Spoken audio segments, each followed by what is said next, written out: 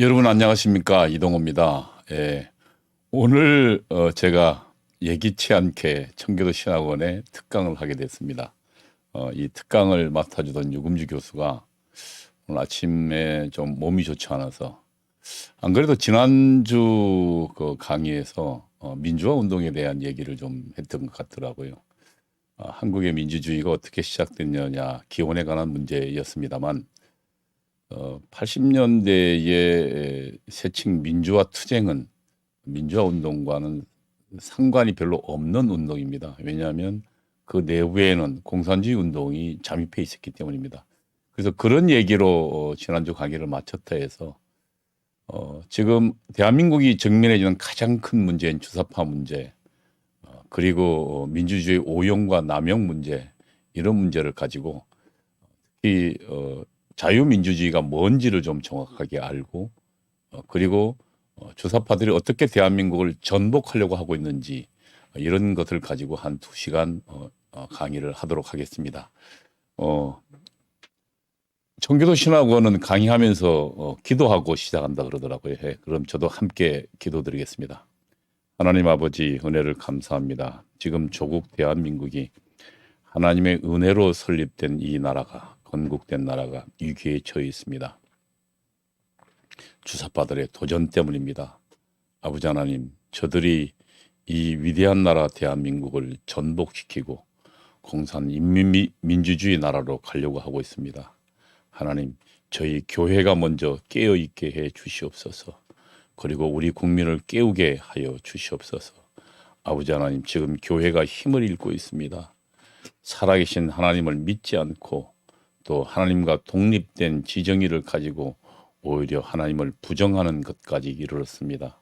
신학이 타락했고 하나님과 독립된 인본주의에 가득 찬 신학으로 온통 하나님의 말씀을 흔들어 놨습니다. 아버지 하나님, 이 시점에 아버지 하나님, 신학이 바로 서게 하여 주시옵소서. 신앙을 바로 세우게 하여 주시옵소서. 살아계신 하나님을 믿고 하나님의 역사하심을 분명히 믿는 그런 신학이 서게 하여 주시옵소서. 주님께서 청교도 신학원을 세우셨습니다. 이 신학원을 통하여 아버지 바른 신학을 세우게 하시고, 또한 바른 신학으로 공부하고 바른 신학으로 무장된 우리 청교도 신학원의 학생들로 하여금 한국 기독교가 새로 갱신되고 전 세계 교회가 갱신되는 놀라운 역사가 이룩되게 하여 주시옵소서. 오늘 하루도 주님께 부탁드립니다. 예수님 이름으로 기도합니다. 아멘. 예, 저 방송 기도는 처음이라서.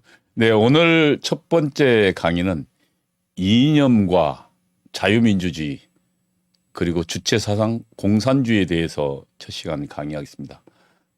둘째 시간은 이들이 지금 대한민국을 어떻게 전복하고 있는지, 그들의 전략은 무엇인지, 이런 순서로 강의해 보도록 하겠습니다.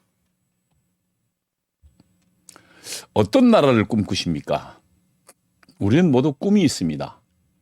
이념이란 바로 꿈꾸는 것과 관련되어 있습니다. 어떤 나라를 이상으로 생각하십니까? 그것이 이념이라고 이야기할 수 있겠습니다.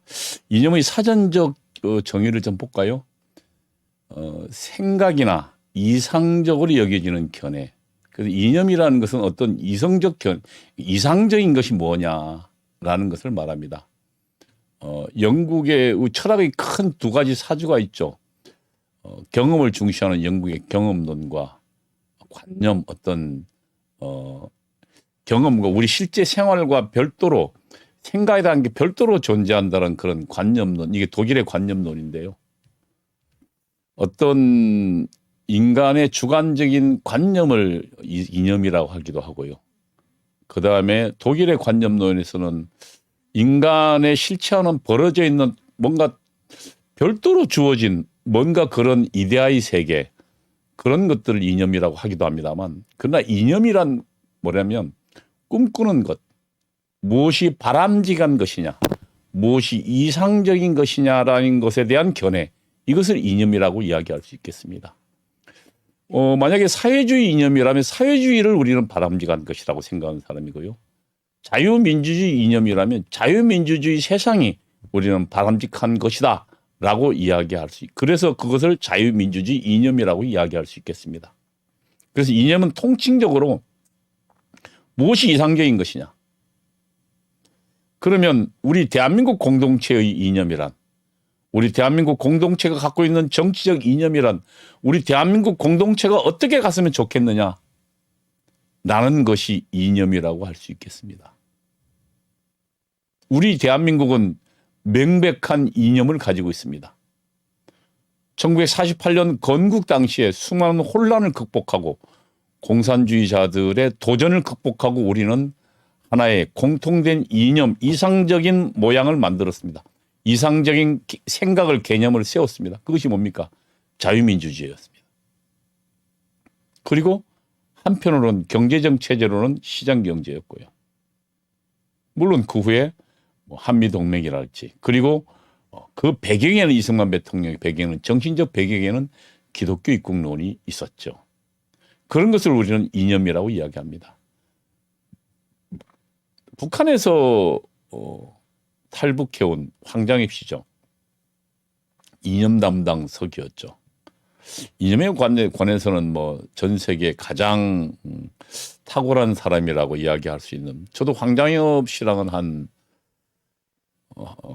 가깝게는 한 5년, 그리고 뭐 자주는 5년, 그리고 한 8년 정도 함께 거의 매주 공부한 적이 있습니다.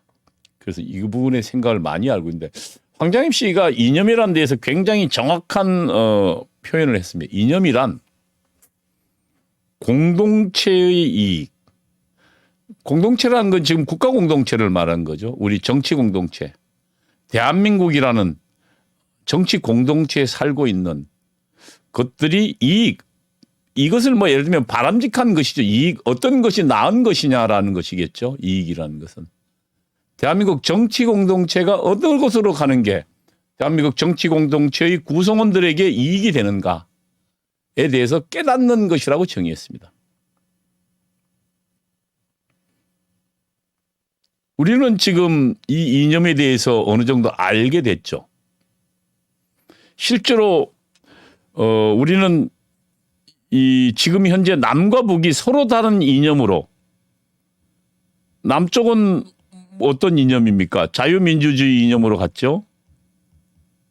북한은요, 인민민주주의로 갔잖아요. 이렇게 갔습니다. 서로 다른 공동체의 이익에 대한 서로 다른 이상세계를 가지고 갔습니다. 지금 70여 년이 흘렀습니다. 어떻게 됐습니까? 우리는 이념이라는 것이 얼마나 중요한 것을 깨달았습니다. 지금 대한민국은 세계 10위의 경제 대국이 됐죠. 왜? 자유민주 체제를 바탕으로요. 북한은요, 인민민주주의 체제로 갔더만은 지금 전 세계를 유랑걸식하는 나라가 됐고요. 그리고 독자적으로는 살기 어려워서 전 세계를 협박하는 나라가 됐습니다. 그리고 지금 뭡니까, 그 컴퓨터를 가지고 해킹해가지고 나무돈이나 강탈하는 그런 나라가 됐습니다. 똑같은 같은 민족의 같은 민족성을 가진 나라가 1948년도 출범해서 70여 년 만에 이렇게 서로 다른 체제를 만들었습니다. 그것이 이념이었습니다. 우리 생각이 이끄는 거죠. 북쪽은 인민민주가 이끌었고 남쪽은 자유민주가 이끌어서, 그래서 결국은 이 엄청나게 서로 다른 현실 세계를 만드는 이념이란, 그래서 굉장히 중요합니다. 잘못된 이념은 그 사람을 망치고 그 공동체를 망칩니다. 한반도에 두 가지 공화국이 세워졌죠. 대한민국은 자유민주공화국입니다. 자유민주공화국. 여기에 대한 이야기를 좀 해보겠습니다. 대한민국은 민주공화국이다. 그리고 헌법 전문은 이렇게 이야기합니다. 자유민주적 기본 질서를 더욱 확고히 하여라고 헌법 전문에서는요. 그다음에 헌법 제1조는 대한민국은 민주공화국이라고 정체를 설명하고 있습니다. 두 개를 합치면 자유민주적 기본 질서를 바탕으로 하는 민주공화국입니다. 그럼 자유민주적 기본 질서란 뭘까요? 여기에 대해서는 독일의 연방헌법재판소에 명확한 개념 규정이 있습니다. 그 개념 규정을 가지고 우리의 헌법재판소도 우리 자유민주적 기본 질서가 무엇이냐에 대한 판결을 내린 게 있습니다. 연방헌법재판소는 이렇게 했습니다. 자유롭고 민주적인 기본 질서를, 그러니까 자유민주적 기본 질서를 모든 폭력적 지배는 뭡니까? 말 듣지 않으면 두들겨 패는 걸 말합니다. 형벌을 말하는 겁니다. 봉건 시대나 노예제 사회는 그 폭력을 동원했죠. 어떤 그 구체적인 근거도 없이요. 그러면 자의적 지배는 뭡니까? 그때 다른 거죠. 왕이 마음에 들지 않으면 그 사람, 야, 너 감옥 보내 하면 감옥 가는 겁니다. 어떤 명확한 규정이 없이요. 그러니까 폭력적 지배는 폭력에 의해서 백성들을 지배하는 것, 인민을 다스리는 것, 국민을 다스리는 것, 폭력적 지배와 자의적 지배, 아무 원칙도 없이 본인 스스로 뜻에, 통치자의 뜻에 따라서 좌우되는 그런 지배를 빼고 배제하고. 그러니까 지금 이 다수의 의사란 뭡니까? 이게 이제 사실은 민주란 말이거든요. 다수의 의사. 우리는 지금 선거를 통해서 그 대통령을 뽑죠. 전국적인 대표와 지역적 대표를 뽑죠. 전국적 대표는 대통령이고요. 지역적 대표는 뭐 국회의원이 되겠죠. 어떻게 했으면 다수결로 뽑죠. 다수의 의사는 그래서 투표를 통해서 확인하는 겁니다. 다수의 의사와. 그러니까 비밀 평등에 의한 1인 1표제에 의한 투표를 통해서 다수의 의사를 확인하고 투표를 통해서요. 그다음에 자유 및 평등에 의한 국민의 자기 결정을 토대로 자유 및 평등 토대로 하는 법치국가적 통치 질서다. 이렇게 이야기해요. 그럼 공화국은 뭘까요? 공화국은 이 군주제 혹은 군주제란 군주가 다스리는 나라를 말하죠. 그다음에 봉건제는 귀족들이 다스리는 나라를 말하죠. 그것과 대립되는 체제가 공화국입니다. 피플이 다스리는 나라. 권력이 군주 혹은 왕의 1인 손아귀에 있거나 혹은 귀족들 손아귀에 있지 않고 국민 다수가 다스리는 나라. 그게 공화국입니다. 그리고 또 공화국이라는 의미는 공화라는 의미에서 어떤 의미가 있을까요? 다수가 소수를 억압하지 않는 나라. 다수가 지배하지만 소수의 견해를 존중하는 나라. 이런 것들이 우리는 공화국이라고 이야기. 그래서 다수 의사로 지배하지만 자유와 평등의 결정에 의한 국민들의 자유결정을 토대로 하는 그런 법치국적 통치 질서. 이것이 우리는 공화국이라고 이야기할 수 있습니다. 그래서 공화국은 어떻습니까? 군주는 군주가 자기 마음대로 하니까요. 물론 군주제도 법치적 군주제가 있죠. 법에 의한. 헌정적 군주제가 있죠.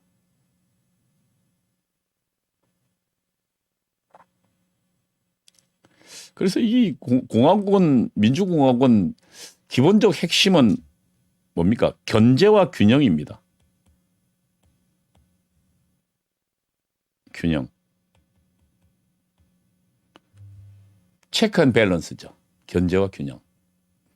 우리 지금 현재 그 대한민국은 어떻게 됐습니까? 권력이 지금 나뉘어져 있죠. 하나는 행정부가 있죠. 대통령으로 대표되는.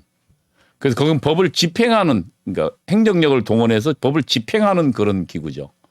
그다음에 입법부가 있습니다. 입법부는 뭐 의회입니다. 법을 만드는 데를 말하죠. 그다음에 사법부가 있습니다. 사법부란 뭡니까? 입법, 사법, 행정. 이 사법부라는 것은 법에 의한 재판을 심판하는 제도를 말합니다. 이 세 가지 법 부서들이 서로 견제하도록 돼 있습니다. 왜냐하면 독주를 막기 위해서요. 전제주의, 그러니까 일방적 강력한 힘에 의해서 다수나 혹은 귀족들이 그 권력을 독점하지 않도록 위해 서로 상호 견제하도록, 그리고 균형을 이루도록 이게 공화국의 기본 원리입니다. 이 공화국의 기본 원리는 어디서 나온 걸까요? 이게 보니까 하나님의 성서에서 나온 겁니다. 성서의 기본 사상은 뭘까요? 하나님의 인간을 창조하셨습니다. 그러나 그 인간은 타락했습니다. 그래서 최초에 선하게 창조된 인간들이 타락해서 낙원으로부터 쫓겨났죠. 그래서 그 인간들의, 그럼 현재적 인간의, 실존적 인간의 존재는 뭘까요? 타락한 존재입니다. 그럼 타락한 존재들이 만드는 사회나 권력, 국가는 어떨까요? 필연코 타락할 것입니다. 왜냐하면 타락한 존재들이기 때문에요. 하나님 도움 없이는 필연코 타락할 것입니다. 그러면 타락한 그래서 필연적으로 타락하고 권력이라는 것이 남용되게 될 이 국가를, 그러면 어떻게 하면 그나마 좀 타락을 덜하게 하고 그다음에 남용되지 않도록 만들 수 있을까요? 그런 고민들이 최초의 민주공화국을 설계한 사람들의 고민이었습니다. 그러니까 영국의 액튼경의 예고대로 타락한 권력은 기필코, 타락한 인간이 만든 권력은 기필코 타락할 것이다. 참 통찰력 있죠.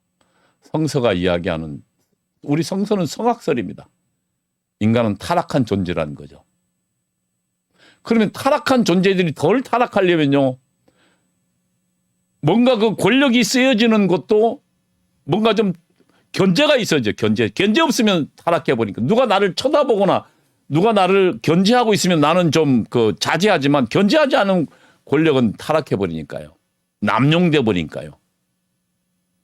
그래서 견제와 체크 밸런스가, 견제, 밸런스, 균형, 이것이 공화국의 기본 원리를 설계한 거죠. 사실은 지금 현재 우리가 지금 하고 있는 자유민주적 기본 질서도 이런 성서적 바탕을 두고 있습니다. 그래서 독일 연방헌법에 규정이 있고요. 헌법재판소가 1990년 대한민국 헌법재판소에서 4월 2일 날 자유민주적 기본 질서에 대해서 이야기했습니다. 독일 연방헌법하고 좀 비슷하죠.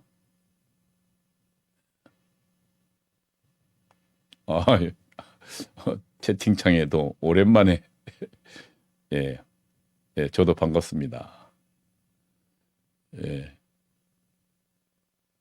유금주 교수가 지금 뭐 이렇게 아침에 좀 되게 안 좋은가 봐요. 한 일주일 전부터 알았는데, 그래서 지금 이번 주는 좀 오늘 병원 가보고 이번 주는 제가 좀 특강을 하도록 하겠습니다. 우리 헌법재판소 전원재판부가 1990년 4월 2일에 자유민주적 기본 질서에 대해서 판결을 내린 게 있습니다. 독일 연방헌법재판소의 내용과 거의 비슷하죠. 폭력적 지배와 자의적 지배를 배제한다. 그다음에 거기에 몇 가지 말을 좀 더 넣었죠. 반국가단체는 북한을 말한 겁니다. 1인 독재 내지 일당 독재. 일당 독재는 뭡니까? 공산당 지배를 말한 거죠. 1위는 김정은, 김일성, 김정일 지배를 말한 거죠. 이런 것들을 배제한다. 그러니까 독일 헌법재판소의 내용에다가 1인 독재, 일당 독재를 배제하는 걸 좀 더 집어넣었죠. 다수 의사는 마찬가지죠. 왜냐하면 자유민주적 기본선 민주주의니까 다수 의사죠. 다수 의사예요. 자치, 자유평등 기본 원칙에 의해서. 자치라는 뭘까요? 자치. 이게 지금 굉장히 중요한데요. 대한민국은 자치, 자유시민들의 자치에 기본하는 공화국입니다. 국가가 지금 현재 과도하게 예를 들면 문재인이 내세웠던 구호 중에 나의 삶을 책임지는 대한민국이란 말, 나의 삶을 책임지는 정부, 나라가 있습니다. 내 삶은 내가 책임지는 겁니다. 자유민주공화국에서 자유시민이란 스스로 주인이 된 시민들을 말하거든요. 그래서 이 주인들이 모여서 우리 공화국의 미래를 결정하는 겁니다. 어떻게 결정합니까? 선거를 통해서 결정하죠. 그리고 선거를 통해서 주인된 시민들이 그 권리를 가지고 앞으로 5년간, 그러니까 영원히 맡기지도 않아요. 5년간 이 대한민국 이끌 지도자를 선출합니다. 그리고 그한테 무한정 맡기지 않아요. 헌법과 법률에 의해서 통치하라고 맡깁니다. 5년간요. 기간을 정해주고 그리고 한계를 정해줍니다. 그 한계는 뭡니까? 헌법과 법률입니다.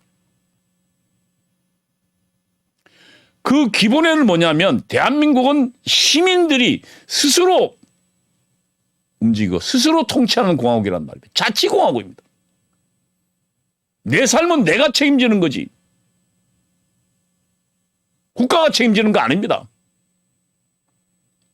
문재인식의 내 삶을 책임지는 나라, 이건 말도 안 되는 소리입니다.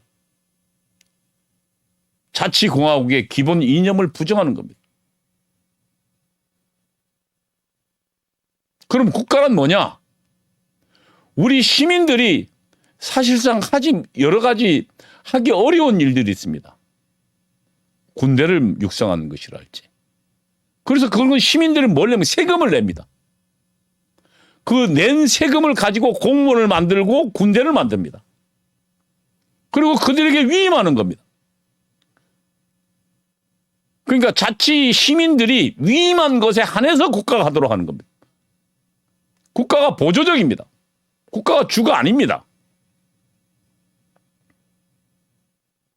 이 자치 원리는 굉장히 중요한 원리입니다. 누구에게도 억압하지 않는 자유 원리, 자치 원리, 그리고 법 앞에 누구나 평등한 평등의 원리, 이 원칙에 의해서 진행되는 나라입니다. 법치주의는 제가 조금 이따 다시 해보겠습니다. 법치주의는 법에 의한 통치입니다. 사람이 아니고요. 법치란 법이 다스리는 나라는 거거든요. 법이. 사람이 아니고 왕이나 군주가 아니고 법이다. 그 법에는 과거에 뭐가 있겠습니까? 성경에 율법이 있습니다. 그 율법은 누가 준 겁니까? 하나님이 주신 겁니다. 사실은 하나님이 다스리는 나라라는 말에서 하나님을 빼고 대신 하나님이 주신 율법, 법. 이 법치도 결국 성경에서 온 개념입니다. 그래서 그런 법이 다스리는 나라, 법 앞에는 누구나 평등한 나라, 이런 통치 질서라고 규정하고 있습니다. 이게 대한민국 헌법재판소 전원재판부의 규정입니다. 자유민주적 기본 질서가 1990년 4월 2일 날 만들어낸 규정입니다. 그래서 구체적으로는 이렇게 되어 있습니다. 기본적 인권이 무엇입니까? 인권 중에 가장 중요한 것은 내 생명권, 내 행복 추구권, 내 자유권. 내 자유는, 신체의 자유는, 내 자유는 법에 의하지 않고서는 누구도 침해받을 수 없죠. 그게 기본적 인권입니다. 그리고 내 자유를 실현하기 위한 수단이 뭡니까? 재산입니다. 내 재산은 법에 의하지 않고서는 누구도 함부로 강제할 수 없죠. 그 법에 의해서 나는 내 재산의 일부를 세금으로 내죠. 그래서 나는 내 자유권과 내 재산권을 가지고 나는 내 스스로의 삶을 살아갑니다.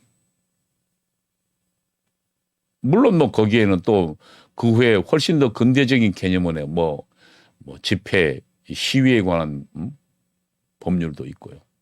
권리도 있고요. 여러 권리들이 있죠. 그게 기본권이죠. 그것은 하나님께서 우리에게 주신 권리다. 그럼 권력 분립이 뭡니까? 입법, 사법, 행정. 그다음에 요즘은 그 감사원 같은 것도 있죠. 이런 것들이 서로 견제와 균형을 해요. 이 견제와 균형을 하는 권력을 분립하는 이유는 뭡니까? 이 권력을 가지고 함부로 이 시민의 자치를 억압하지 못하도록 만드는 겁니다. 그래서 자유인들의 자치를 억압하지 못하도록 하는 것이 바로 분립제도, 권력 분립제도입니다. 이런 것들이 기본 자유민주적 기본 질서죠. 의회제도. 의회는 뭡니까? 우리 국민들이 뽑은 대표자들이 법을 만들어라는 거죠. 왜냐하면 그 법에는 우리 국민들의 행동을 왜냐하면 공동체가 어울려 살다 보니까 행동을 제약할 필요가 있죠. 그러나 그것은 우리의 대표들이 의해서 하라는 거죠. 그리고 세금을 거두려면 우리 대표들의 동의를 받고 세금을 거둬라. 이런 것들이 의회제도의 근본 취지죠.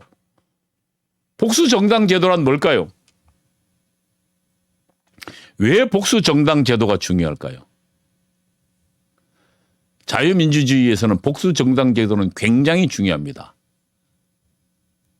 우리가 지금 인민주의 전체주의와 가장 다른 것도 전체주의는 단일 정당입니다. 공산당밖에 없습니다. 북한 같은 경우는. 조선노동당밖에 없죠. 그리고 지금 중국 어떻습니까? 중국 공산당밖에 없습니다. 그러나 자유민주주의 나라는 복수정당이 굉장히 중요합니다. 인간의 생각은 서로 다르다는 것을 전제하는 겁니다. 그러면은 한번 생각해 보겠습니다.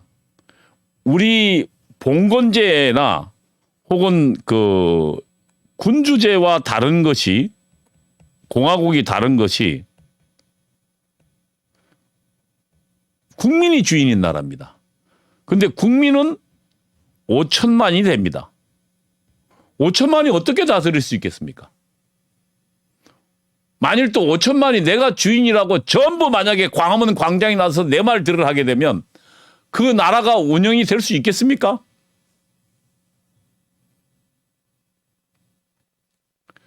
그래서 생각이 난 게 대의제입니다. 대의. 대표를 내세워서 다스리게 하자. 대의. 대표를 내세워서. 5천만의 다수의 대표를 만들자. 그러면 이 대표를 어떻게 대표를 누가 내세우냐? 정당을 통해서요. 그럼 A라는 생각, 야, 우리는 나라가 좀 더 많은 일을 했으면 좋겠어. 세금 많이 많은 일을 하자라는 생각을 갖고 있는 사람들의 뜻을 모으는 정당이 하나 있고요. 아니야. 우리는 개인의 자치가 중요해. 그 나라는 개입은 최소화해야 돼. 라고 하는 그런 보수적인 이념, 자유적 이념을 갖고 있는 정당이 난 좋아. 라고 하는 여러 정당들이 있을 수 있죠. 이 정당들이 서로 경쟁하게 만드는 겁니다. 그래서요. 그럼 그 경쟁의 결과는 투표를 통해서요. 시민들의 투표를 통해서. 이게 자유민주적 기본 질서입니다. 그래서 복수정당은 굉장히 중요합니다. 그러면은 투표를 통해서 이 권력을 획득한 국민의 위임을 받은 정당의 대표자가 일정한 기간 동안 대한민국 5년이죠. 5년간 다스리는 겁니다. 이 복수정당 제도와 대의 제도는 그런 면에서 굉장히 유용한 제도입니다. 왜냐하면 그러면은 5년을 선택을 받은 정당은 5년간 열심히 해서 다음도 5년을 선택받기 위해서 노력하겠죠. 그다음에 선택을 받지 못한 정당은요. 야, 우리가 왜 국민들의 선택을 받지 못했을까? 반성을 할 수 있겠죠. 그 와중에 그러면서 이 새로 또 그러면은 자기 잘못된 무엇인가를 개선하게 되죠. 그러면서 점점 나라는 어디로 갑니까? 점점 국민들의 그런 인권과 국민들의 삶을 개선하는 방향으로 갈 것이라는 생각을 하게 된 겁니다. 물론 뭐 꼭 그렇지도 않습니다. 그러나 현재까지 만들어낸 정치 제도 중에는 가장 유용한 것은 사실입니다. 이게 지금 대의제 복수정당 제도입니다.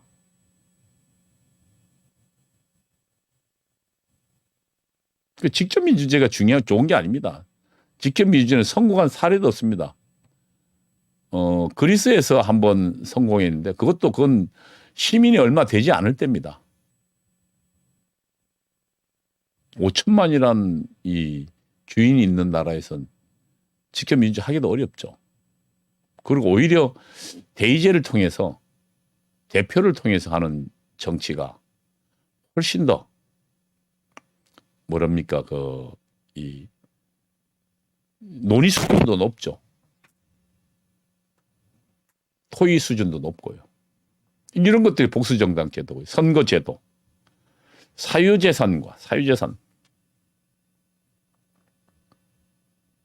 사유재산이 있고 뭐가 있습니까?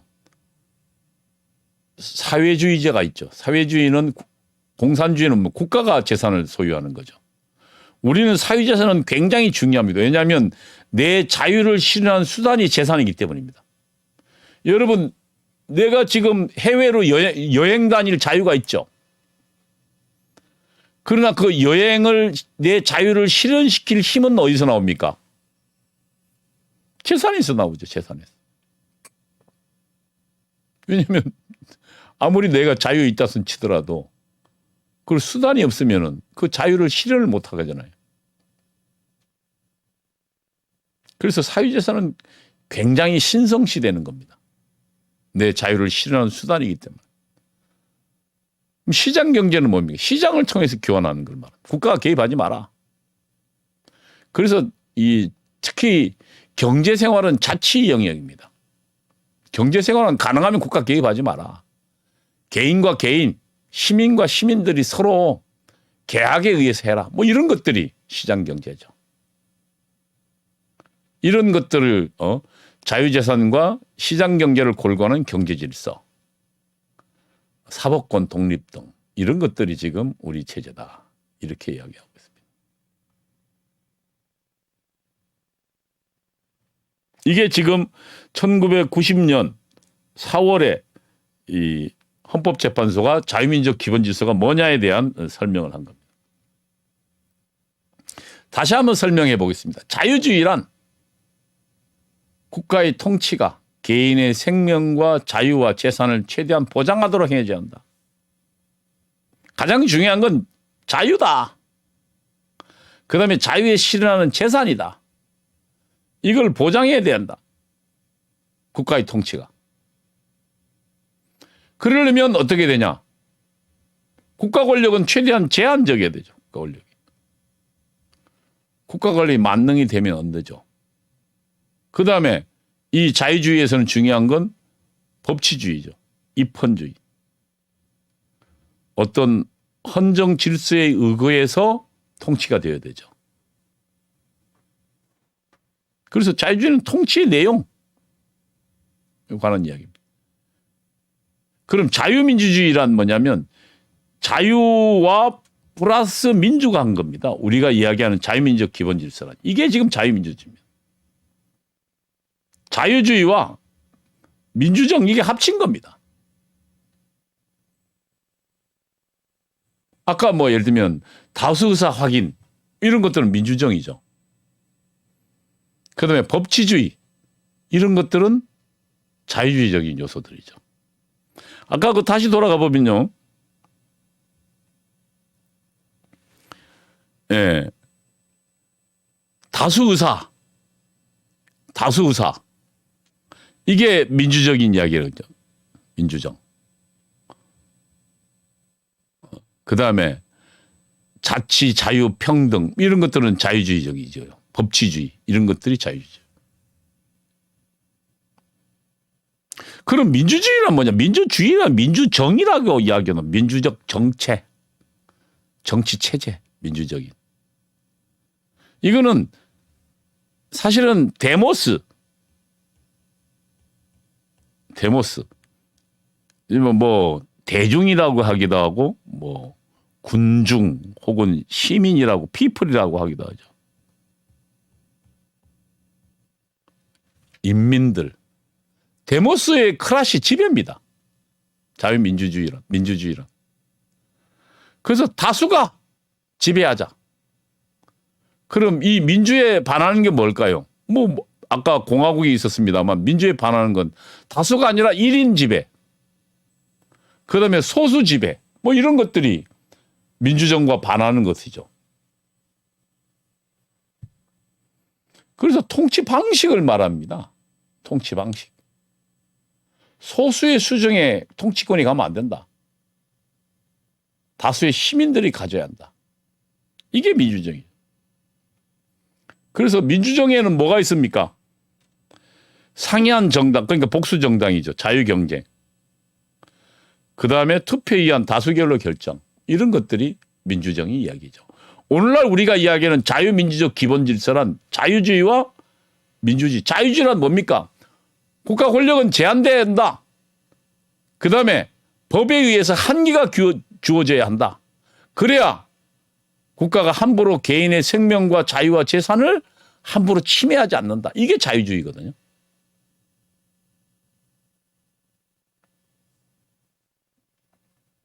그럼 자유주의에서 가장 중요한 건 법치입니다. 법치. 법에 의한 지배입니다. 법치란 국가가 국민의 자유와 권리를 제한하거나 자유와 권리를 제한하죠. 어떻게 제한합니까? 뭐 예를 들면 세금을 내라고 하기도 하고요. 또 일정 기간 동안 우리는 지난번 감염병법을 가지고 우리로 하여금 국가가 뭐 또 함부로 이렇게 남용된 사례지만 어쨌든 감염법 예방을 차단하기 위해서 국가나 지방자치단체가 이동을 제한할 수도 있죠. 또 뭐 예를 들면 집안에서 뭐 한 일주일간 열흘간 나오지 말고 집에서 좀 있어라. 이런 명령을 내릴 수 있죠. 이런 것을 자유와 권리를 제한하는 걸 말한 거예요. 그런데 국민에게 어떤 의무를 부과합니까? 법에 의해서요. 뭐 우리에게 국방의 의무를 부과하기도 하고요. 세금 납부 의무를 부과하기도 이런 의무를 부과하죠. 그래서 이런 것들을 할 때는 반드시 국민의 대표기관인 왜냐하면 국민들이 스스로 자기가 투표를 통해서 뽑은 대표의 기관인 의회에서 제정된 법률로 해라. 법률이 의하지 않고서는 그럼 역으로 말하면은 법률에 의하지 않고서는 국민의 자유와 권리를 제한해서도 안 되고 국민에게 의무를 부과해서도 안 된다. 그다음에 행정부가 어떤 행정명령을 내릴 때도 또 사법부가 어떤 재판을 할 때도 다 법률에 근거를 두어야 한다. 이걸 법치주의라고 합니다. 이걸 통해서 우리 개인의 권리들은 굉장히 보장됐죠. 우리 사실은 우리 조선시대를 이야기합니다만 조선시대는 주인은 누구였습니까? 왕이었습니다. 사실은 지금 광화문 광장에 조선시대 왕이 있는 게 지금 말도 안 되는 겁니다. 왜냐하면 우리는 조선시대는 완전히 다른 나라에 살고 있거든요. 어떤 나라에 살고 있습니까? 우리는 지금 국민이 주인인 나라에 살고 있는데 왜 조선시대 왕이 저기 세종대로에 있는지 모르겠어요. 조선시대 주인은 왕이었습니다. 그러면요. 백성은요. 백성과 국민이 다른 건 백성은 자유와 권리를 가지고 있지 못했어요. 자유와 권리는 누가 왕에게만 있었어요.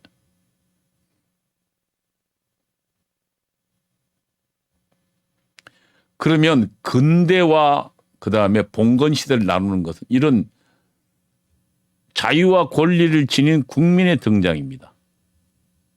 국민은 자유와 권리를 가지고 있습니다. 이 국민의 등장이 봉건 시대, 조선 시대와 그리고 그러니까 조선 왕조와 대한민국을 완전히 나누는 봉건과 근대를 나누는 가장 중요한 구분점이죠. 그래서 지금 대한민국은 국민이 주인인 나라입니다. 조선시대는 왕이 주인인 나라입니다. 그럼 조선시대는 백성입니다. 백성은 그냥 왕에 의해서 통치되는 존재입니다.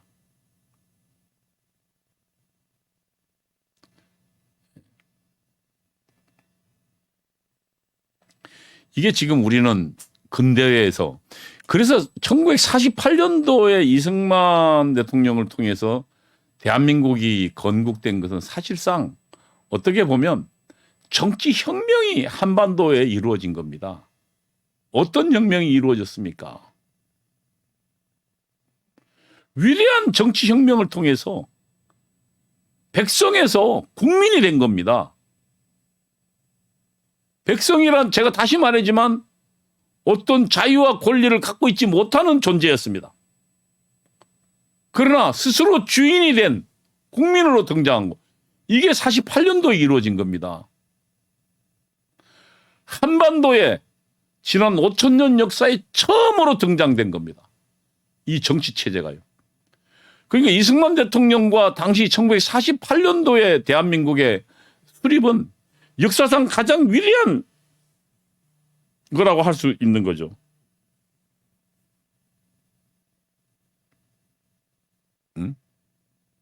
왜 그러냐면 제가 지금 갑작스럽게 오늘 오다 보니까 뭐 하나 문자를 날려줘야 되겠네.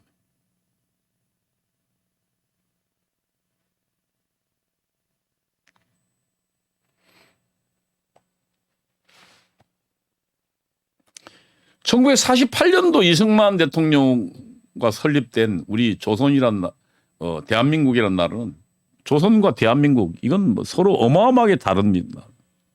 대한민국은 사실은 정치혁명, 위대한 정치혁명이 이루어진 겁니다. 조선에 비해서. 개인의 근본적인 자유와 권리가 보장되어 있으니까요. 이때부터 사실은 재산권이 아주 헌법에 뿌리 내렸죠. 물론 민법은 일제히 시작되긴 했지만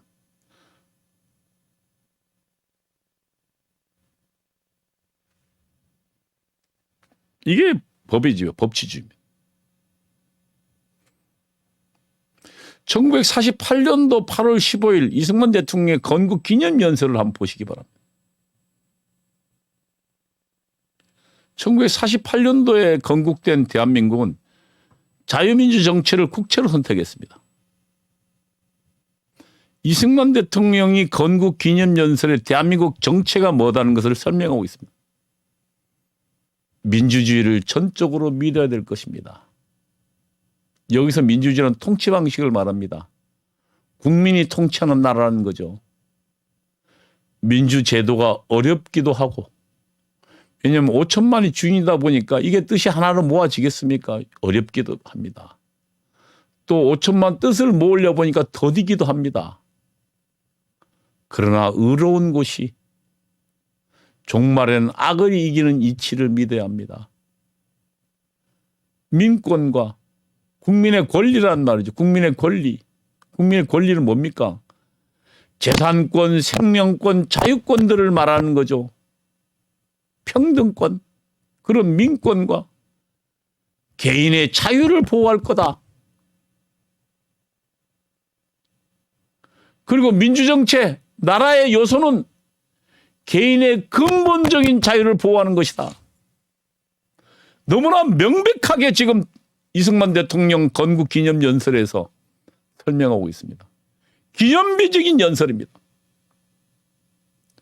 저 이승만 대통령의 기념비적 연설이 사실 대한민국을 만든 것입니다.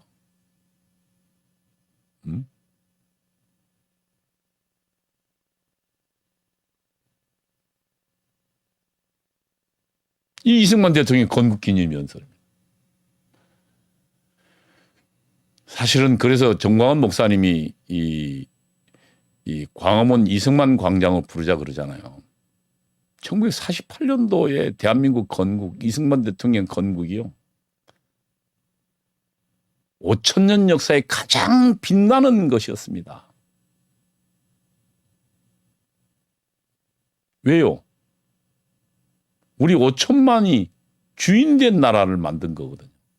그 이전 나라는 완전 그전은 왕이 다스리는 나라였지 않습니까? 이걸 만들었어요. 그리고 거기서 개인의 근본적인 자유를 보호한 최초의 공화국이 만들어진 겁니다. 이게 지금 자유민주국의 그 자유민주 이념에 따라 만들어진 대한민국입니다. 한반도 남쪽에서는 자유민주적인 것을 이념으로, 이상으로 생각했습니다. 그리고 이 나라를 만들었습니다.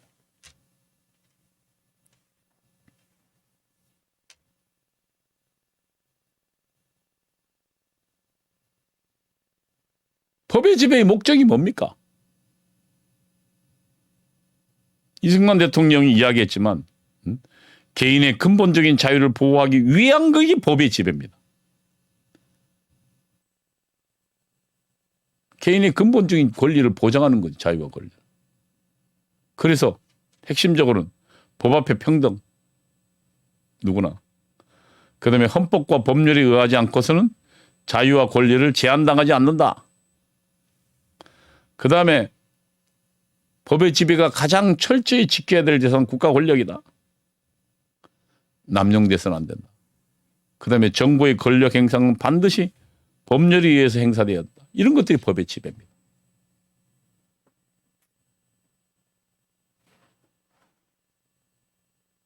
이 법의 지배는 사실상 성서의 지배, 그러니까 하나님의 말씀에 따른 하나님의 율법의 지배.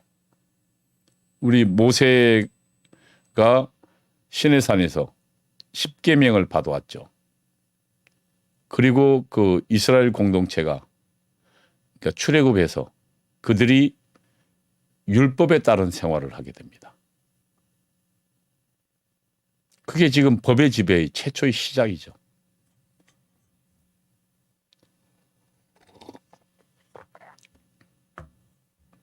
그 법의 지배 앞에서는 하나님 앞에서는 모두 다 평등하니까요.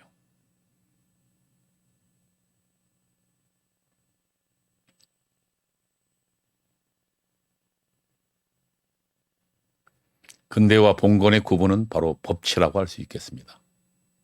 법의 지배요. 봉건 시대의 군주나 귀족은 자신을 특별 대우했습니다.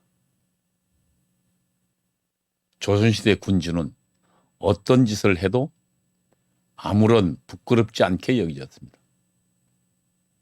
무치의 존재였습니다.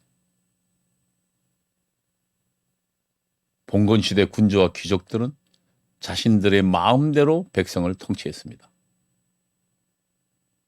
법은 있었지만 그 법이 백성들의 자유와 권리를 보장하는 것이 아니라 백성들을 형벌을 위한 것이었습니다. 무엇은 하지 말라. 지금 대한민국이 그 형벌 국가로 가고 있습니다. 법이 있었지만 조선시대도 폭력을 동원하고요. 곤장으로 때렸죠. 그리고 함부로 목을 쳤죠. 자의적으로요. 왕의 마음에 들지 않거나 당시 지배층 마음에 들지 않으면 재판도 받지 않고 전부 귀양을 보내지든지 형벌로 다스려졌습니다. 이게 봉건이었습니다. 대한민국은 헌법과 법률이 지배한다. 이게 법의 지배입니다. 자유민주공화국의 핵심은 국민의 자유와 권리를 지키는 것. 그래서 이를 위해서 국가 권력에 제한을 두는 것. 국가 권력은 필연적으로 과잉되고 남용되는 경향을 보입니다. 국가 권력은요. 그래서 이것을 남용되고 과잉되지 못하도록 한 게 법의 지배입니다. 통치자들로부터 자의적인 지배. 이것이 법의 지배입니다. 이 법의 지배의 나라가 지금 70년 만에 대한민국을 세계 10위의 강대국으로 만들었습니다. 1948년도에 이승만의 꿈, 이승만은 어떤 나라를 꿈꿨습니까? 바로 이런 나라를 꿈꿨습니다. 이 이념, 자유민주 공화정에 대한 이념을 가지고 대한민국을 만들었습니다. 그리고 거기에 바탕이 되는 시장경제 질서를 만들었습니다. 개인과 개인들이 서로 사적인 개인들이 자기 책임을 지고 그리고 서로 계약에 의해서 시장에 의해서 경제가 운영되는 나라, 그리고 이런 나라들에 의한 대표 나라인 미국과의 협력, 그리고 그 바탕의 기독교 정신, 이런 것을 꿈꾸었습니다. 이것이 한반도 남쪽에서 이루어진 일입니다. 그럼 반면에 북쪽에서는 어떤 것들이 이루어졌을까요? 한번 볼까요?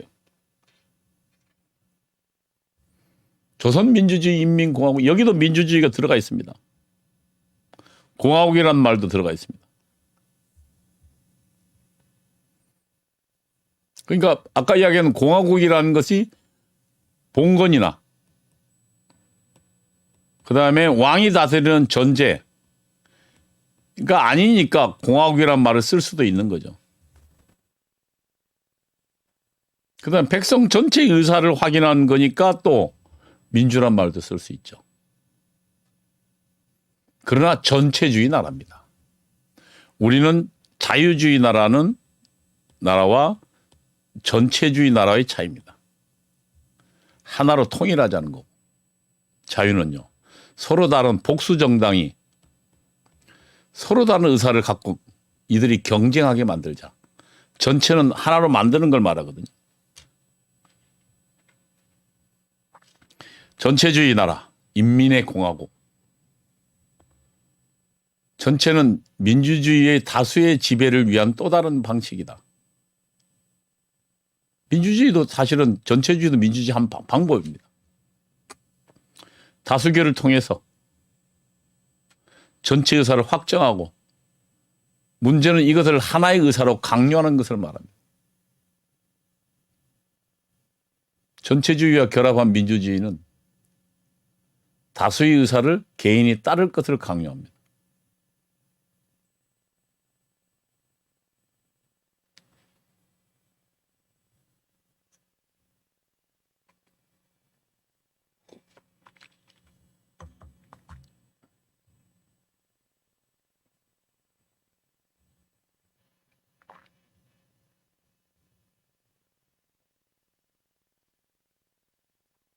전체주의는 그래서 다수 의사를 강요하는 거죠. 개인이 전체 의사를 따르지 않을 경우 반동으로 간주해서. 지금 북한에서 벌어지고 있는 일들이죠. 여기서는 개인을 보지 않습니다. 전체의 한 부분을 보기 때문에. 유기체란 말을 굉장히 중요한 말입니다. 유기체란 우리 몸을 말하는 거잖아요. 우리 신체 일부분 손이 있지만 손의 손끝만 조금 아파도 몸 전체가 아픕니다. 이게 유기체입니다.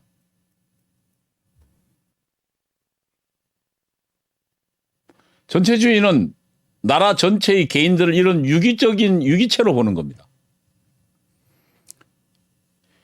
문재인이 유엔 가서 연설에서 굉장히 중요한 연설을 했습니다. 대한민국의 이 자유민주주의 반대되는 북한과 대한민국이요, 생명 공동체라고 있습니다. 유기체란 얘기죠. 생명 공동체란. 그럼 북한이 아프면 대한민국도 아파야 되고요.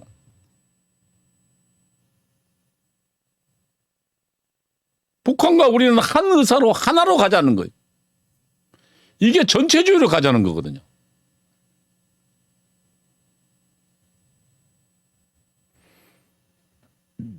불란서의 철학자 레몽 아론이 전체주의의 특징이었습니다. 국가 권력을 독점하는 정당. 이게 지금 북한의 조선노동당과 중국의 공산당, 이게 전체주의입니다. 우리는 중국에 대해서요, 어떤 환상을 깨야 됩니다. 북한은 명백한 전체주의 나라입니다. 공산주의 나라입니다.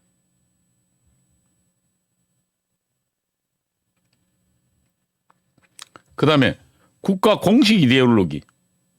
이게 전체주의 나라죠. 북한에는 뭐가 있습니까? 주체 사상이 있습니다. 중국에는요. 중국식 공산주의 이념이 있습니다.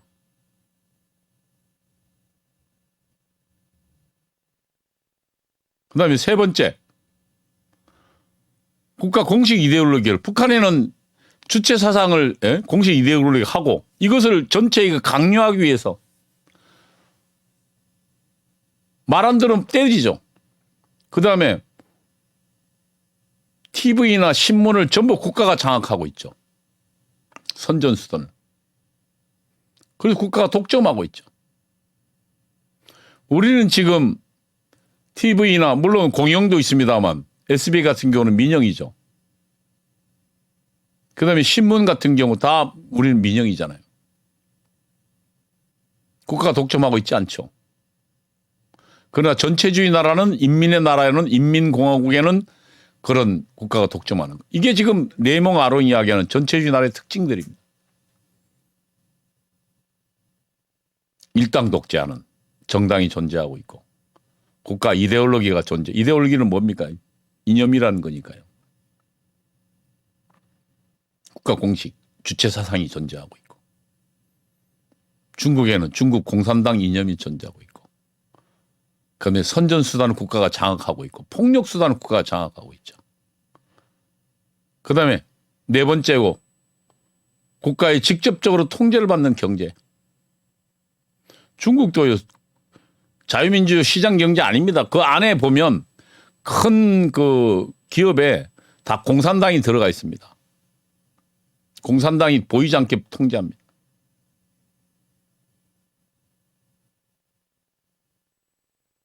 그다음에 개인의 모든 범죄는 이념적으로 해석돼요.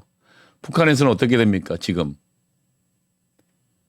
성경을 소지했다는 이름 죄로 저기 정치범 수용소에 보내지거나 사형에 처해지죠. 그다음에 엊그저께는 지금 우리 대한민국의 뭡니까 그 드라마들을 소지했다는 이유로 사형당했다는 신문 보도가 났습니다. 이게 이념적으로 테러가 됩니다. 이게 전체주의입니다. 민주주의가 전체주의가 결합한 것이 조선민주주의 인민공화국입니다. 인민공화국. 그러니까 지금 보십시오. 우리가 그 문재인 정권에서 우리 교과서에서 자유를 빼고 삭제하고 민주만 넣으려고 그랬죠. 왜냐하면 민주 안에는 뭐가 있습니까? 하나는 자유민주가 있고 하나는 공산 전체주의가 있는 겁니다. 문재인이 굳이 자유민주적 기본 질서라 해서 자유를 뺀 이유는 바로 여기에 있어요. 문재인이 속마음에는 공산 전체주의 인민민주주의를 가자고 직접 말하기는 어렵지만 국민한테 들킬까 봐. 그러나 그에게는 이런 자유를 뺀 민주. 자유를 뺀 민주는 그런 뭡니까? 전체주의죠. 공산 전체주의. 북한식으로 가자는 겁니다. 우리가 그래서 지금 대한민국 위기에 처했다고 보는 겁니다. 우리 교과서에서 그렇게 가르치려 하지 않았습니까? 이번 정권 안 바뀌어서 그렇게 가르쳤을 겁니다. 그리고 문재인 뭐라 그랬습니까? 헌법에서 그렇게 했지 않습니까? 문재인 헌법 개정안 보십시오. 거기에 자유 빼버렸습니다.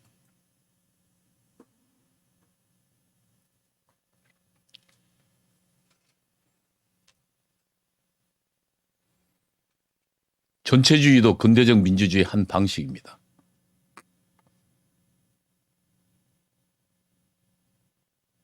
그러니까 전체주의도요.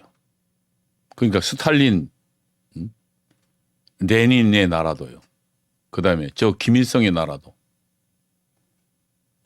그러니까 문재인은 왜 자유를 빼려고 했겠습니까? 이런 나라로 가고 싶었던 거죠. 문재인은. 이런 나라로 가고 싶었던 겁니다. 수령의 나라요. 북한헌법에 이렇게 했습니다. 하나는 전체를 위하고 전체는 하나를 위하여. 이게 지금 유기체란 얘기입니다. 북한이 전체주의 나라인 것을 규정하고 있습니다. 하나는 누굽니까? 수령이죠. 수령은 전체를 위하고 전체는 북한 인민들이죠. 누구? 수령을 위해서. 몸처럼 살자는 거죠. 그래서 그 수령이 뇌수입니다. 뇌수. 우리 몸이 뇌의 지배를 받는 것처럼 백성들은 다 뇌의 지배를, 수령의 지배를. 그래서 북한은 수령과 당 인민이 모두 하나인 것을 강조하고 있습니다.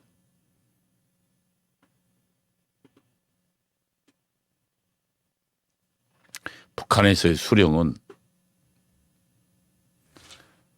인민을 위해서 복무하고 인민은 수령을 위해 복무하는 존재로 간주되면서 수령은 가장 중요한, 인민들에게 가장 중요한 영생의 사회 정치적 생명을 주는 창조주가 됩니다.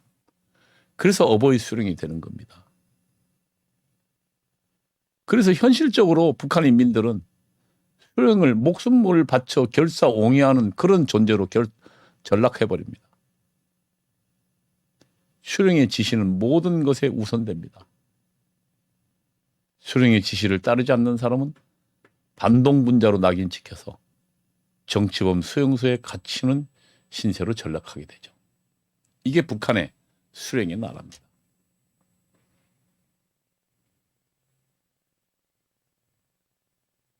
지금 문재인이 우리가 북한과 생명 공동체라고 하면 우리 북한의 수령의 나라와 한 몸이란 얘기. 말도 안 되는 짓거리를 문재인이 했던 겁니다. 주체 사상을 한번 볼까요? 북한의 선전 포스터들입니다. 위대한 수령 김일성 동지의 혁명 사상으로 더욱 철저히 무장하자. 군인, 그다음에 노동자, 여성, 근로대중들이 전부 하나가 돼서 가자. 태양처럼 돼 있죠. 그 옆에는 위대한 주체사상 만세. Long live the great 주체 아이디어. 주체사상은 영원히 살아있을 것이다. 위대한 주체는.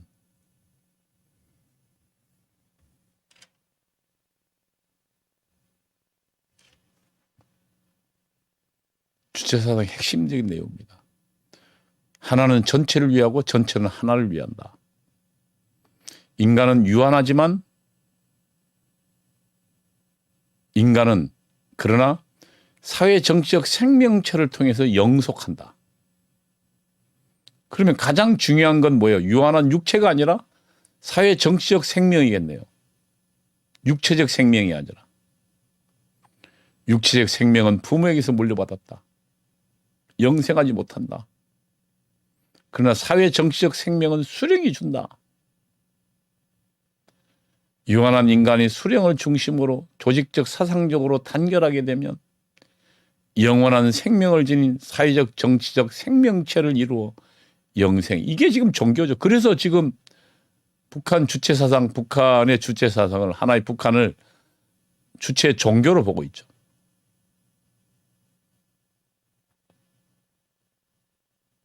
무엇보다 소중한 것이 사회 정치적 생명이다. 왜냐하면 영생을 주니까요.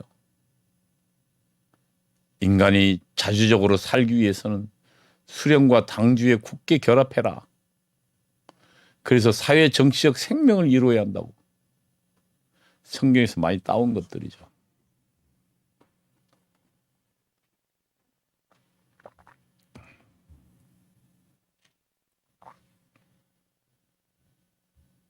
네, 혁명적 수령관입니다.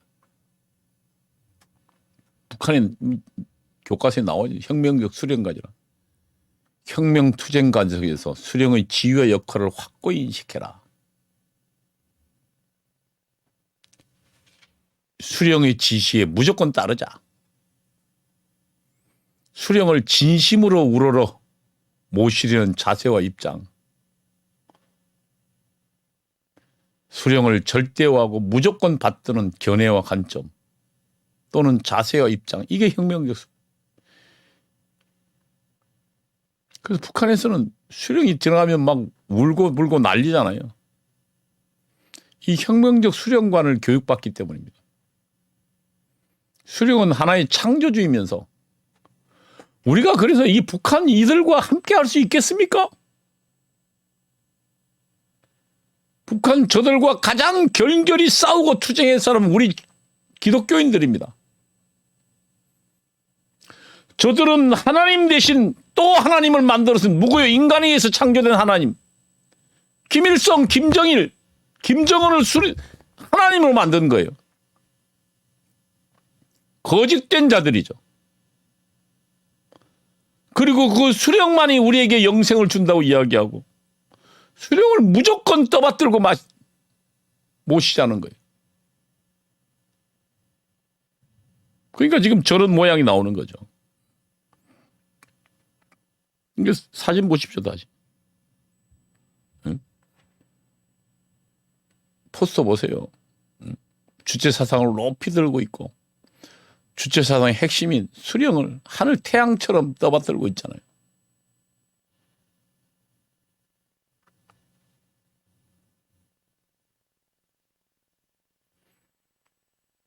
철학적 원리들은 사람 중심의 세계관이고 사람의 자주성을 실현하기 위한 혁명 사상이라고 이야기하지만 그 자주성, 이거는 지금 여러 사회 경제적 제한 때문에 실현되고 있지 못해서, 그래서 당이나 수령의 지도를 받아야 실현된다. 결국은 수령 지도를 이야기한 겁니다.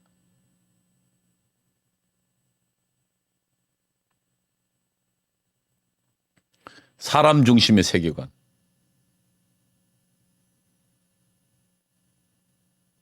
우리는 누구 중심의 세계관입니까? 이 세상은 하나님이 주인이라고 믿습니다. 사람 중심은 인본주의고요. 우리는 신본주의 세계관. 하나님이 이 세상을 창조하셨고 하나님이 이 세상의 주인이시고 하나님이 결정하시고 우리는 선한 청직이다. 이것이 우리 기독교인들의 하나님 주권 사상이죠. 그러나 공산주의자, 특히 북한은 사람이 주인이다. 우선 사람이 주인인 것 같지도 않고 사람이 주인이지도 않지만 저들은 사실은 하나님 대신에 수령을 주인으로 만들어놨죠.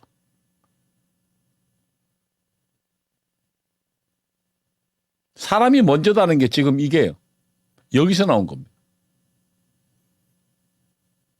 문재인의 선거 구호 아니었습니까? 사람이 먼저다. 사람이 모든 것의 주인이 모든 것을 결정하는 것 핵심 내용으로 철학적 원리를 이야기인데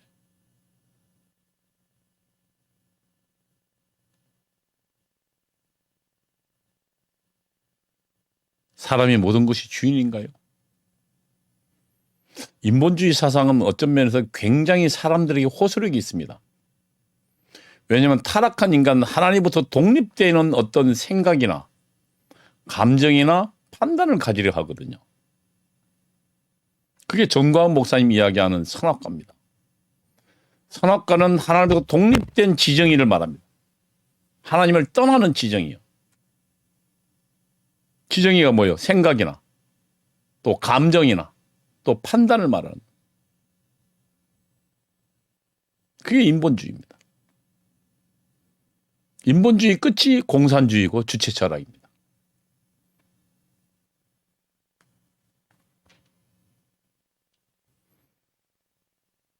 자주성, 창조성, 의식은 사람의 본질적 속성. 이게 지금 주체에 선전하는 겁니다.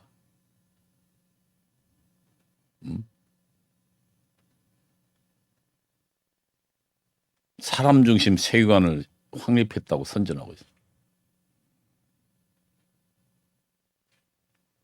그렇지만 결국은 이들은 이래놓고 인간의 자유성, 창조성, 의식성을 갖고 있지만 사람이 주인이지만 사람이 주인이면 안 되고 있다. 왜냐하면 사회적 제약과 그다음에 어떤 뭡니까? 자연적 제약 때문에.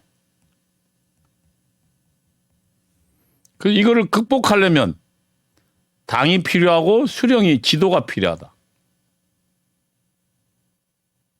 그래야 이것을 극복할 수 있다. 사회운동은 이런 사회적 제약이나 이런 것들을 극복하기 위한 것이 사회운동이다.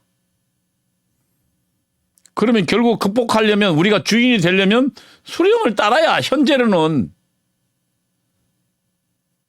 제약을 당하고 있으니까. 이렇게 이야기하는 겁니다. 그러니까 북한에서는 주체사상에 사람이 주인이 아니면 결국은 주인은 누가 되는 겁니까? 수령이 되는 겁니다. 수령을 따라야 그 수령을 지도를 받아야 주인으로 등장하는 거니까요. 결국 그 주인은 수령이 그리고 그 수령이 뭘 줍니까? 사회 정치적 생명을 주는 거니까 영생하도록 만드는. 그러니까 철저히 우리 기독교적 세계관과 반하는 그런 세계관을 갖고 있는 거죠.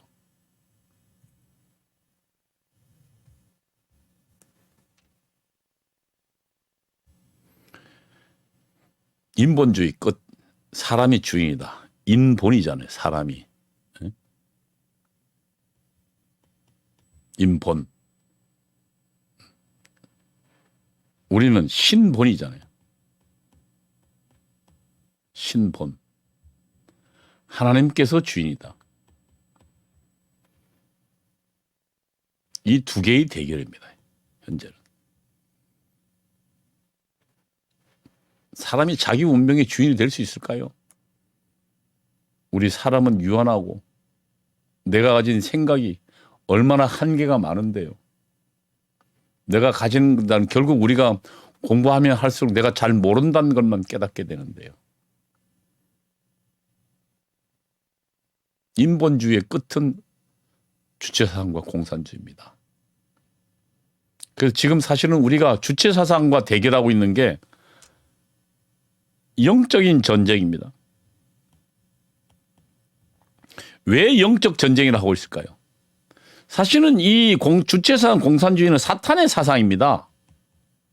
왜냐하면 속이는 거죠. 주인 하나님이 아니야. 네가 주인이야.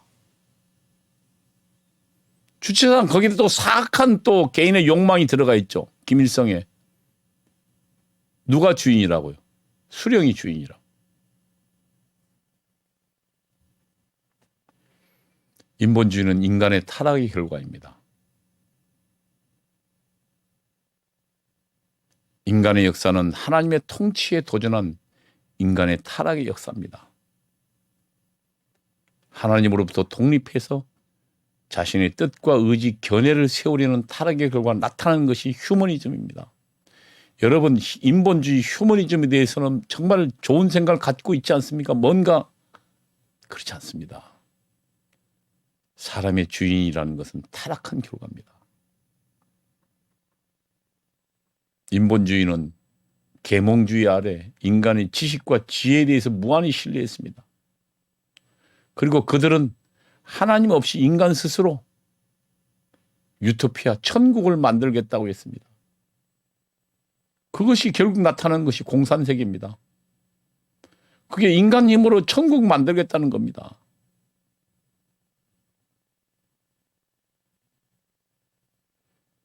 공산주의는 하나님 없이 천국을 만들려는 인본주의의 최종적 시도였습니다.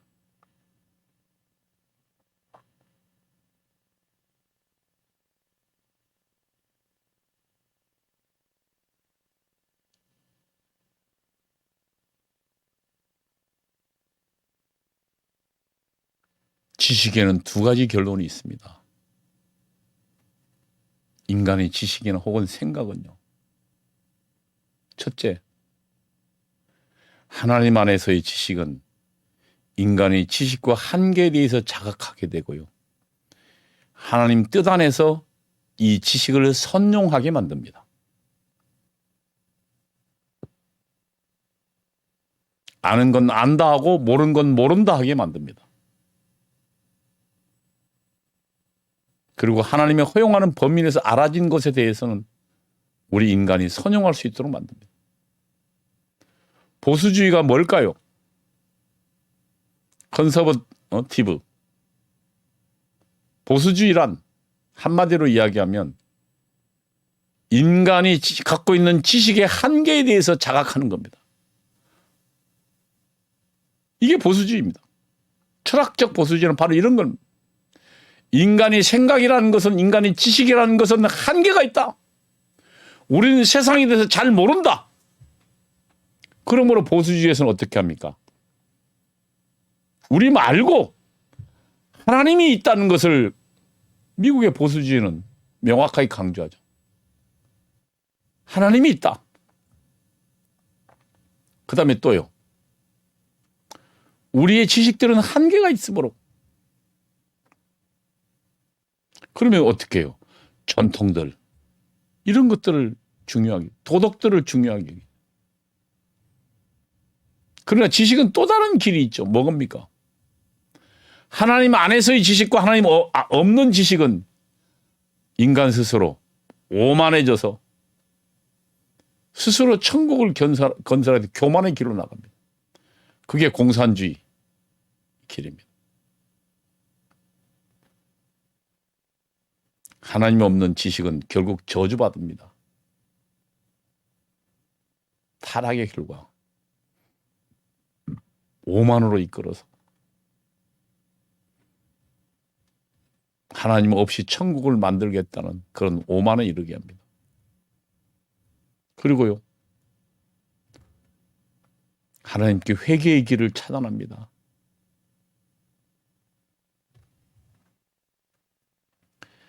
여러분, 캄보디아 가보셨죠? 그 캄보디아의 사원에 가면 아직도 그 사원의 수많은 해골들이 거기에 있습니다. 캄보디아의 크메르루주 공산주의 정권에 의해서 학살된 사람들의 해골들입니다. 당시 전체 인구의 3분의 1을 학살했습니다. 공산당들이요. 전체 인구의 3분의 1이나요. 그들은 처음에는 총으로 죽이다가 칼로 죽이다가 나중에는 총칼도 뭐 이렇게 노력이 든다 해가지고 그냥 이 비닐봉지 같은 걸 사람 손발을 묶고 목에다 씌워서 질식사 시켰습니다. 꼼짝 못하게 만들고 비닐봉지 같은 걸 사람 목에다 씌워 그렇게 사람을 죽였습니다. 그들은 무엇 때문에 그렇게 사람을 죽였을까요? 우선 첫 번째, 공산주의자들은 기본적으로 인간은 물질적 존재로 봅니다. 그러니까 아메바나 동물이나 똑같은 존재죠. 그렇게 고귀하지 않아요. 그다음 두 번째로, 공산주의자 자기들은 천국을 봤습니다. 인간의 힘으로 천국에 가는 길을 만들 수 있다고 오만해졌습니다. 근데 그 천국의 길을 따르지 않는 반동분자들은요, 공산주의 천국의 길을 가는 방해 세력이기 때문에 죽인 겁니다. 모든 공산주의 지배의 나라에서 수천만 수백만의 학살이 일어났습니다. 인간의 타락한 지식의 가장 잔인한 결과입니다. 타락한 인간의 지식들이 인간을 수천만 수백만을 학살시켰습니다. 러시아에서 레닌 혁명 후에 수천만이 죽었고요. 중국에서요, 모택동 공산당 혁명 이후에요, 얼마나 수천만 명이 죽였습니다. 크메르루지에서는 자신 인구의 3분의 1을 학살했습니다. 왜 공산주의 나라는 이와 같은 학살이 일어납니까?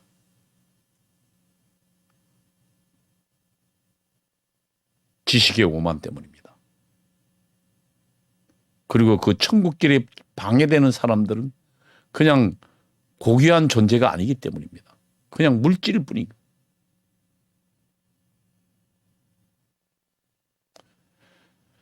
하나님 없이 타락한 지식, 그 지식의 저주가 인간에 의해서 인간을 학살하게 만든 거죠.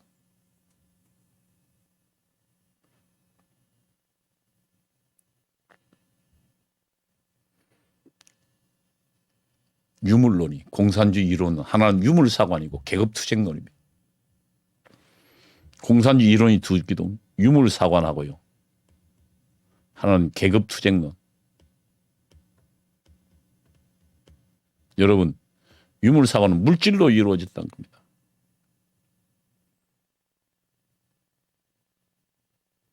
그래서 법칙이 있다는 겁니다. 또 하나는 투쟁을 통해서 계급과 억압하는 자와 피억압자의 투쟁에 의해서, 계급 간의 투쟁에 의해서 인간의 역사가 발전한다. 이게 공산주의 이론의 두 기동입니다.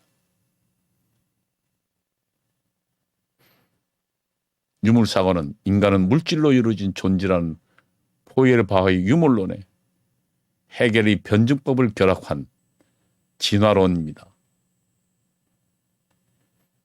물질의 자기 운동 과정으로서 역사를 이해한 것. 의식이란요, 물질로 만들어진 사회적 존재인 인간들이 만들어낸 거다. 의식을 결정한다. 그래서 토대와 뭐 상부구조 이렇게 나온다. 어떤 이 생산력과 생산 관계가, 생산력은 토대는 생산력과 생산 관계로 구성되어 있고, 생산 관계는 생산수단의 소유로, 생산물의 소유와 분배, 처분, 노동과 정의, 조직과 지위에서 인간이 맺게 되는 관계를 말합니다. 하나는 계급투쟁입니다. 계급투쟁을 사회 발전 동력으로 보는 겁니다. 계급과 계급의 대립이 사회를 발전하는 거예요. 그래서 결국은 근로자 계급이 낡은 생산 관계를 유지하는 자본가 계급을 타도하고 새로운 생산 관계를 교체함으로써 사회혁명은 승리하게 된다는 거죠. 인간의 증오심에. 그래서 공산주의자들은 자본가들을 학살할 때 어떻습니까? 계급의 적에 대해서 무자비한 단죄를 가하라고 이야기하죠. 이게 계급투쟁론입니다. 공산당이 이론 하나는 유물론, 유물사관, 물질의 자기 운동 과정으로 역사가 발전한다. 또 하나는 계급들의 투쟁에서 발전한다. 다 거짓말들입니다. 황장은 이렇게 얘기합니다. 계급투쟁론은 무식자의 폭력을 조장하는 이론이다. 여러분, 사회가 계급투쟁으로 이루어졌습니까? 오늘날 우리의 물질 문명의 발달이 계급의 투쟁으로 이루어졌습니까? 아닙니다. 자본가들, 또 열심히 노력한 과학자들에 의해서, 또 사상가들에 의해서 오늘날 우리 사회는 발전해 왔습니다. 그리고 우리 사회 구석구석 보이지 않는 곳에서 열심히 일하시는 헌신적인 그런 종교인들에 의해서 오늘날 우리 사회는 발전해 왔습니다.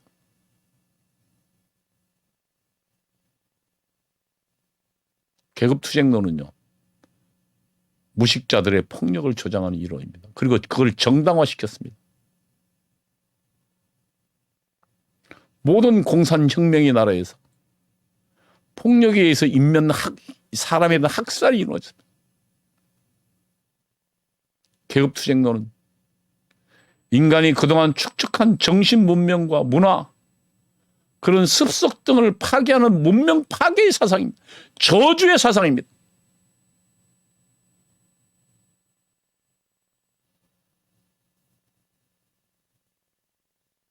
인간은 대립이 아니라 협력으로 사회를 발전시켜 왔습니다. 자본주의 발전도 노동자가 아니라 오히려 자본가들의 헌신력 노력이다. 빌 게이츠, 정주영, 이병철들을 보세요.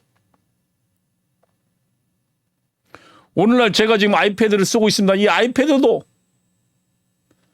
자본가들, 발명가들의 노력에 의해서 오늘날 발전해 왔습니다. 정주영은 현대자동차를 만들고 현대조선을 만들었습니다. 이병철은 삼성전자를 만들었습니다.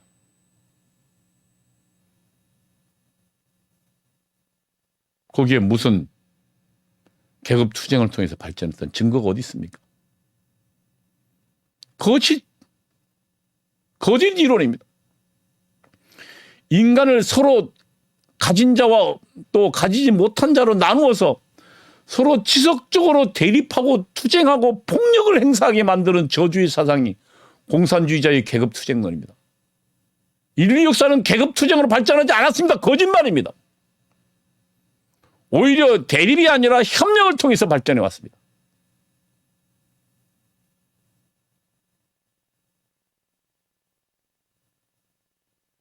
문재인 정권이 헌법 개정안에서 5.18을 헌법 전문에서 기록하려고 했습니다. 뭐예요? 5.18. 그 투쟁이잖아요. 4.19 투쟁이잖아요. 결국 그런 투쟁들을 넣은 것은 결국 계급투쟁 사관을 심겠다는 거죠. 대한민국의 발전은 투쟁을 통해서 계급투쟁을 통해 발전, 이게 거짓말 사상을 지금 집어넣은 거예요.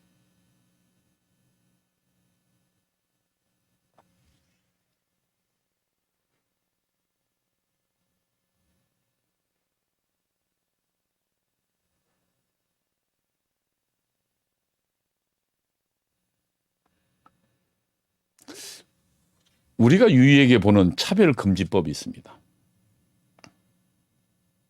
그건 가족 해체를 목표로 한 공산주의자 전략인데 한번 볼까요? 이 엥겔스의 책 중에 가족, 사적 소유, 국가의 기원이라는 책이 있습니다. 여기서요, 일부 이처제는 기생충과 같다고 이야기했습니다. 공산주의는 뭡니까? 사적 소유를 없애는 거잖아요.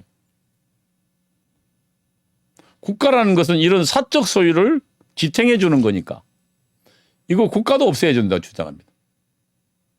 그럼 이 사적 소유가 존재한 이유는 가족이 존재하기 때문이다. 그래서 가족을 없애라. 가족 해체가 공산주의를 가는 길이라고 본 겁니다. 엥겔스가 가족, 사적 소유, 국가라는 기호라는 책에서, 그러니까 공산 소유, 그러니까 국가가 소유하는 거랑 재산을요, 개인이 소유하는 거랑 이게 사적 소유거든요. 우리 지금 자유민주적 기본전 사유재산 제도, 사유재산은 건 사적 소유를 말하는 거거든요. 개인이 소유하는 걸 말합니다. 왜냐하면 자유를 실현한 수단으로서 개인이 소유하는 거거든요. 이런 사적 소유의 근본은 공산주의는 저걸 없애야 되니까 가족관계에서 지탱된다고요. 그래서 가족관계를 해체하는 것이야말로 공산주의. 그럼 가족관계를 어떻게 해체합니까? 프리섹스를 통해서 아버지와 엄마, 이 자식관계를 없애는 거죠. 프리섹스 하면 누가 내 아인지 모르잖아요. 가족관계가 파탄되잖아요. 그리고 동성애 하면요, 아예 안 생기잖아요. 유럽의 68혁명, 그래서 나온 겁니다. 공산주의 저 이론에서 나온 거예요. 엥겔스의 책에서 나온 거예요. 가족을 해체하는 거예요.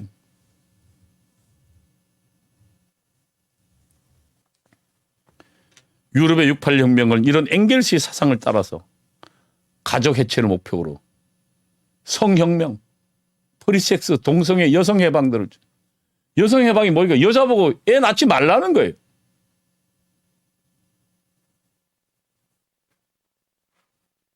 68혁명 결과 현재 유럽의 기독교는 무너져 버렸습니다. 교회는 지금 현재 인구의 3%도 안 됩니다. 교회는 결혼식하고 장례식장에 가는 곳이 되어버렸습니다.